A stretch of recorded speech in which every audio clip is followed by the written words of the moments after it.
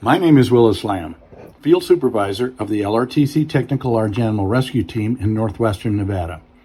We are an all-risks team that covers multiple counties and responds to an average of over 500 incidents per year. The purpose of this presentation is to discuss techniques for movement, packaging, and transporting downed large animals, including best safe practices when using winches. Nearly all of our incidents involve horses. We will be covering straps and slings. Aerial lifting techniques and rescue frames will be covered in a separate video. Horses in particular are subject to injury if not handled correctly when in a downed position. Our objectives are to resolve the incident without causing any injuries to the animals or people and not cause any damage to property. We'll start with describing the equipment that we carry on our response units, then describe best practices for their use. For movement, the straps that we use are at least 4 inches wide in order to spread out the pressure applied against the animal being moved. Our most frequently used straps for movement are 30-foot recovery straps. They can be configured in multiple ways to move animals. In sketchy situations where there are hazards close to the animal or with boggy soils, the length of these straps can allow rescuers to work from better positions. On our units, 2 30-foot recovery straps are located in yellow ammo boxes. We carry 2 12-foot heavy straps and 1 18-foot heavy strap for lifting and positioning. They are useful for forward assists, sideways drags, repositioning animals during extrications, and stabilizing pool incidents. There are situations where we would consider using these straps for lifting. However, our preferred lifting equipment involves Becker slings. On our units, the 12-foot and 18-foot straps are located in the yellow gear bags. Becker slings are stowed in hard cases on all of our rescue units. The kits contain 2 wide straps, a chest strap, a butt strap, and a spreader bar. Padding is also included for clinical applications where an animal may be suspended for some length of time. Ratchet straps are used to secure animals onto rescue glides for transport. They are purpose-built to attach to chokers that are run through holes in the glides. The chokers allow for some movement without the straps coming loose. We also have smaller ratchet straps for securing lighter weight elements and for additional security. Finally, we have hobbles to limit the movement of potentially flailing legs, to assist in turning the animal over, and to secure the animal onto a rescue glide for transportation. Ratchet straps and hobbles are stowed in the red gear bags on our rescue units. Here are some of the ways that we use this equipment. We'll illustrate these operations using the mannequin for purposes of clarity. We typically use rescue straps for lifts and drags, such as a forward assist, running over the top line and between the front legs. Here's a rear assist, running over the haunches and between the hind legs. And a sideways drag.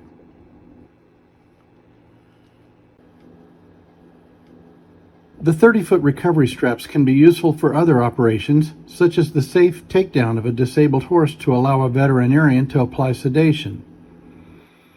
Also, a configuration known as a Swiss seat is a reliable way to get an animal out of a vertical entrapment. The shorter straps are useful in more confined spaces, or if a rope system would be employed to assist with movement. Legs, necks, and tails are not proper handles for moving large animals, as serious injuries can occur. For these reasons, we use straps to effect these maneuvers, and we will often use flexible strap guides in order to thread the straps into needed positions. Better yet, we will roll downed animals onto a rescue glide or a slip sheet in order to move them. The Becker sling is very useful for both lifting animals and repositioning them during extrications. There are, however, some considerations to remember when using it.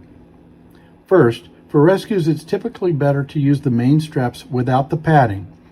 We keep the padding off since extrications are usually time sensitive.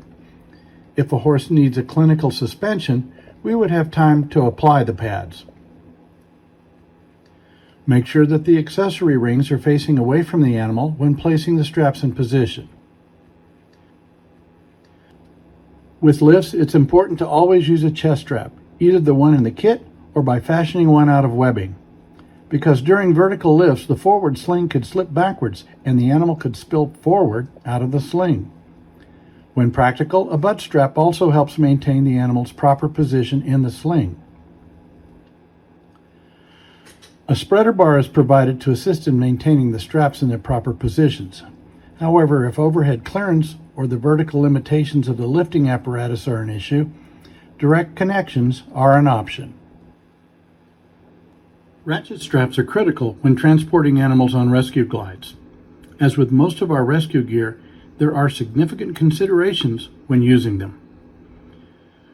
We typically crisscross the straps to better keep the animal centered on the glide. However, that arrangement could change depending upon the animal's size and shape and whether the movement is on level ground or on a slope. All metal elements on the straps and any chafing points must be padded.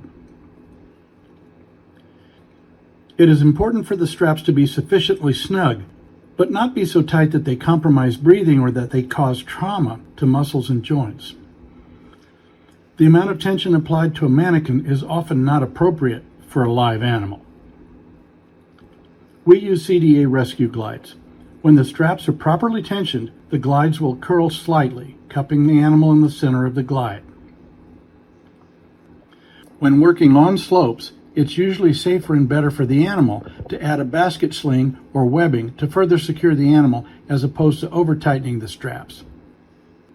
Smaller ratchet straps can be used to fine-tune the securing of the animal. Before we conclude, we need to cover winches and winch operations. Winches can be dangerous. Civilians and public safety personnel alike have been seriously injured and even killed from winching mishaps. Exceeding the load rating of the cable or components can lead to failures. Even if within specifications, if the load becomes bound during the operation, it can produce a catastrophic failure of any component, causing hardware to fly and the cable ends to whip back toward the operator and/or personnel at the load.